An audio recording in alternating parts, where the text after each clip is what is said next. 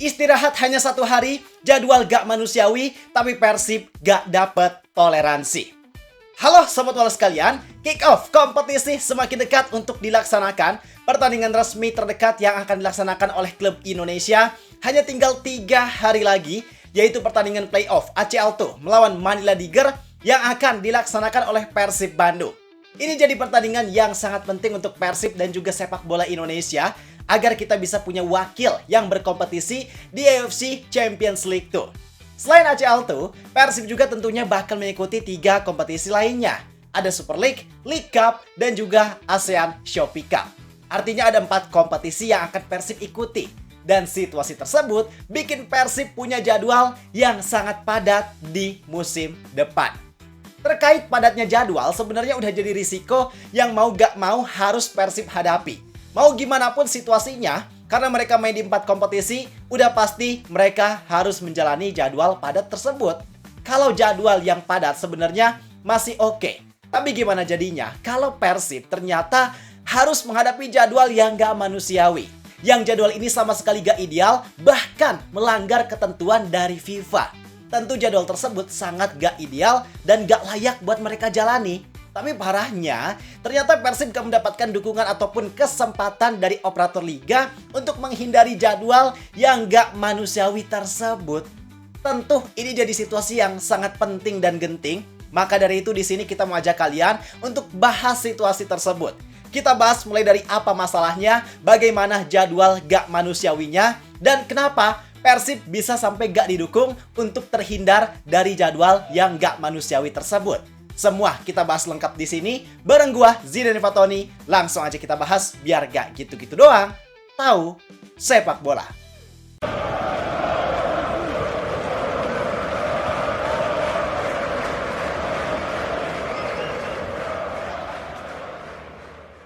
Oke, langsung aja. Seperti yang udah kita bilang, bahwa risiko yang memang harus Persib hadapi di musim depan adalah padatnya jadwal yang harus mereka hadapi. Sebenarnya, padatnya jadwal ini udah mereka siapkan dengan semaksimal mungkin oleh internal mereka sendiri. Yaitu dengan komposisi squad, dengan kuantitas yang lebih banyak, dan juga kualitas yang lebih merata.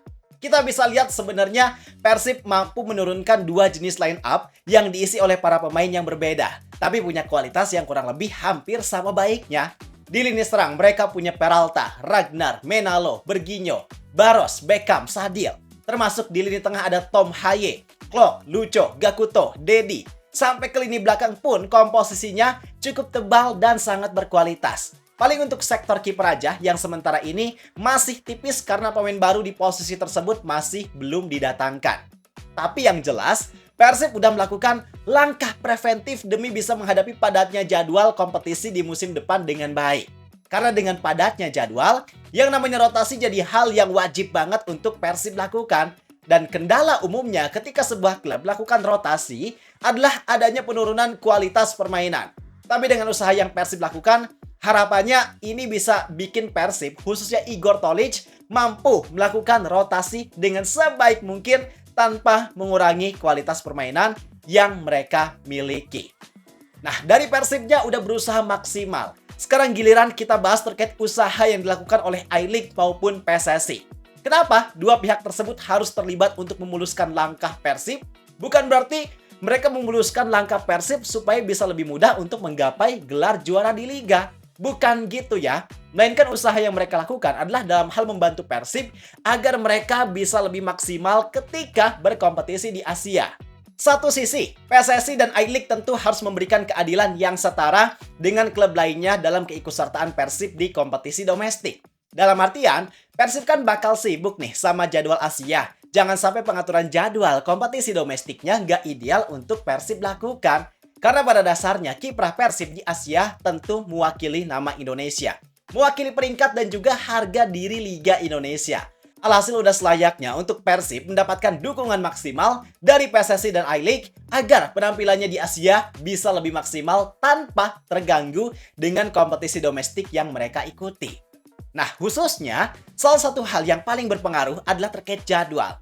Sebenarnya pihak dari I-League udah berusaha semaksimal mungkin dalam membuat jadwal yang ideal untuk semua klub termasuk Persib dan juga Borneo sebagai wakil Indonesia di Asia.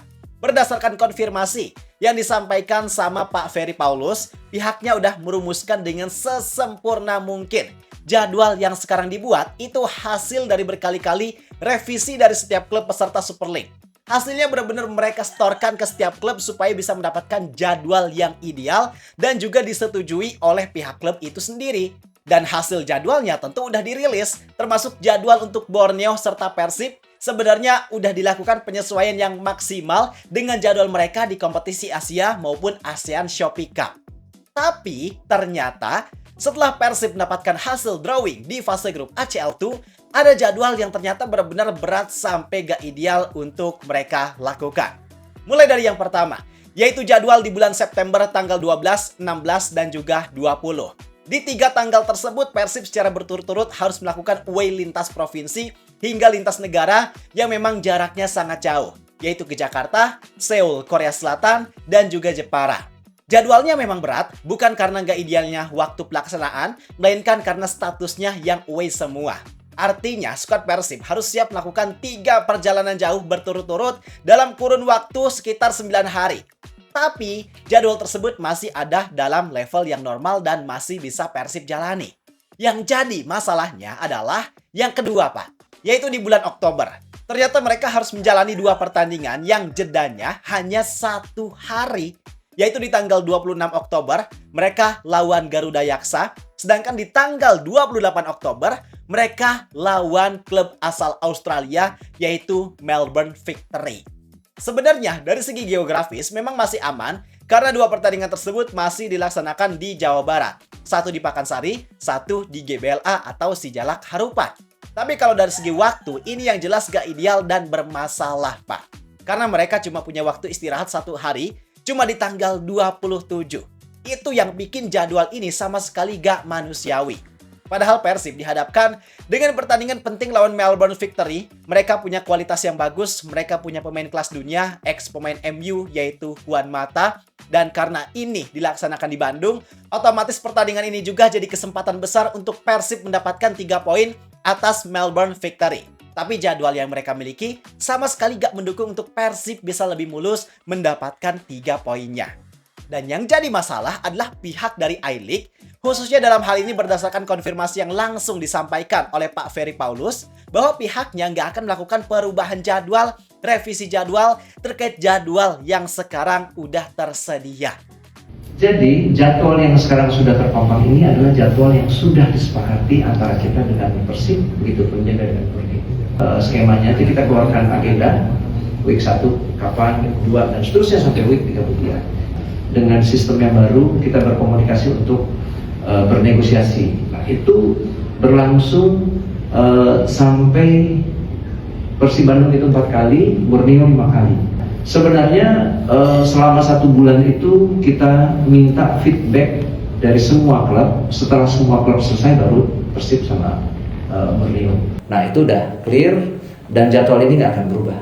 Meskipun recovery rest-nya adalah hanya 4 hari dan 3 hari.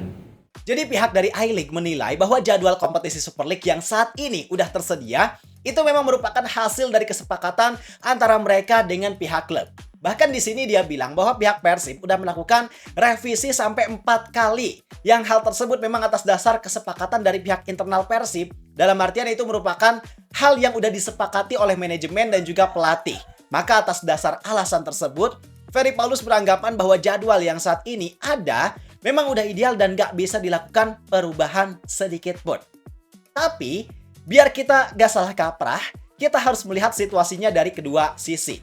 Pertama, kita lihat dari sisi I-League dengan apa yang dikatakan Ferry Paulus dengan usaha yang mereka lakukan untuk berkomunikasi dengan pihak klub, apalagi pihak Persib udah sampai 4 kali melakukan revisi. Sebenarnya itu memang jadi alasan yang cukup logis untuk mereka gak menerima permintaan revisi jadwal di kemudian hari.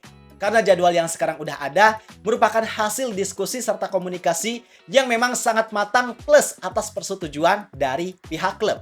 Jadi kita gak bisa sepenuhnya menyalahkan I-League bahwa mereka gak bekerja dengan baik dalam melakukan tugasnya terkait penyusunan jadwal dan idealitasnya dalam mempertahankan jadwal yang udah mereka buat. Sedangkan kalau kita lihat sisi dari Persib Bandung, sebenarnya bukan salah mereka juga. Bukan berarti Persib gak teliti dalam menentukan jadwal sebelumnya. Tapi memang karena mereka masih belum tahu dan belum bisa menentukan jadwal pasti mereka untuk kompetisi Asia. Karena waktu itu kan posisinya mereka belum dapat drawing fase grup. Belum dapat juga jadwalnya. Dan untuk kompetisi ACL2 ini kan biasanya memang dilaksanakan di tengah pekan. Antara hari Rabu ataupun Kamis. Dan untuk di pekan ketika Persib lawan Melbourne Victory, opsinya memang ada di tanggal 28 dan 29. Tapi ternyata Persib kebagian di tanggal 28. Alhasil jadwalnya sangat mepet dengan jadwal lawan Garuda Yaksa. Dan kalau kita perhatikan lagi, jadwalnya juga agak sulit untuk diubah karena kepepet sama jadwal mereka away lawan Madura di tanggal 22 dan lawan Adiaksa di tanggal 1. Maka sebenarnya ini memang jadi jadwal yang gak manusiawi, gak selayaknya A-League mempertahankan jadwal tersebut karena situasinya memang di luar kendali Persib juga, apalagi ada aturan FIFA yang mengatur bahwa jeda antar pertandingan minimal harus 72 jam. Maka jelas jadwal tersebut sama sekali gak ideal dan harus dilakukan perubahan. Harapannya sih semoga A-League bisa mempertimbangkan keputusannya, bukan maksud untuk menabrak aturan, tapi ini tentunya dilakukan dengan tujuan agar hasilnya bisa mendukung Persib dengan lebih maksimal ketika berkompetisi di Asia. Sekarang kalau pendapat kalian gimana? Tulis di kolom komentar. Gua rasa cukup sekian untuk video kali ini. Like dan subscribe-nya jangan lupa. Terima kasih, gua Zidane Fatoni. Sampai jumpa di video berikutnya. See ya!